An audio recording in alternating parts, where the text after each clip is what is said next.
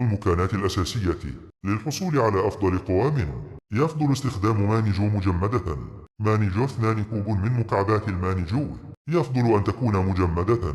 السائل نصف كوب حليب بقري، جوز هند أو لوز أو زبادي لقوام أثقل. المحلي اختياري.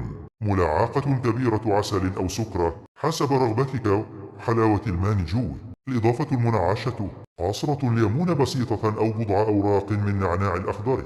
خطوات التحضير. الترتيب مهم. ابدأ بوضع السائل الحليب أو الزبادي في الخلاط أولا. هذا يساعد الشفرات على دوران بسهولة دون أن يعلقه. الثلج أو الفاكهة المجمدة. إضافة الفاكهة أضف مكعبات المانجو والمحلي. الخلط اخلط المكونات على سرعة عالية حتى يصبح القوام ناعما وحريريا. الضبط إذا كان القوام سميكا جدا أضف القليل من الحليب. إذا كان خفيفا أضف المزيد من المانجو المجمدة.